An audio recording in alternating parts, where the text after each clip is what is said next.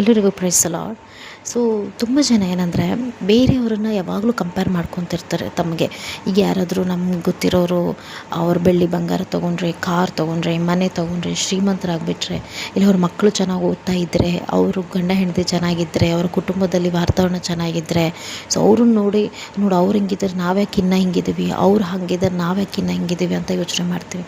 ಆದರೆ ಬೈಬಲ್ ಏನು ಹೇಳುತ್ತೆ ಅಂದರೆ, ವಾಗ್ದಾನಗಳನ್ನು ಅಂದರೆ ದೇವರ ಒಂದು ಪ್ರಾಮಿಸಸ್ಗಳನ್ನ ಯಾರು ಅದು ನೋಡಿ ಅದರನ್ನು ಕೈಗೊಂಡು ನಡೆದು ಅದನ್ನು ಆ ಪ್ರಾಮಿಸ್ನ ಹೊಂದ್ಕೊಳ್ತಾರೋ ಅವರನ್ನು ನೋಡಿ ಅನುಸರಿಸಿ ಅಂತ ಹೇಳುತ್ತೆ ಹೊರತು ಈ ಥರ ಇನ್ನೊಬ್ಬರು ಹೆಂಗೆ ಅವ್ರು ಬೆಳೆದಿರೋದನ್ನ, ಅವ್ರು ಶ್ರೀಮಂತರಾಗಿರೋದನ್ನ ನೋಡಿ ನಾವು ಯಾವತ್ತೂ ಕಂಪ್ಯಾರಿಸನ್ ಮಾಡ್ಕೋಬಾರ್ದು.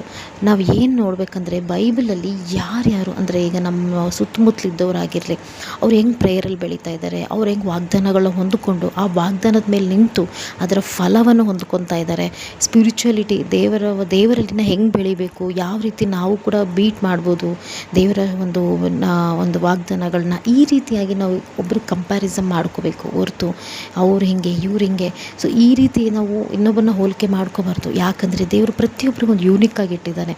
ಸೊ ಯಾವತ್ತೂ ಕೂಡ ನಿಮ್ಮನ್ನು ನೀವು ಇನ್ನೊಬ್ಬರಿಗೆ ಕಂಪೇರ್ ಮಾಡಬೇಡಿ, ನಿಮ್ಮ ಮಕ್ಕಳನ್ನ ಇನ್ನೊಬ್ಬರಿಗೆ ಕಂಪ್ಯಾರಿಸನ್ ಮಾಡಬೇಡಿ. ಓಕೆ, ದೇವರ ವಾಗ್ದಾನದ ಮೇಲೆ ಯಾವತ್ತೂ ಕೂಡ ನಂಬಿಕೆ ಇಡಿ, ಅದರಂತೆ ನಡೀರಿ.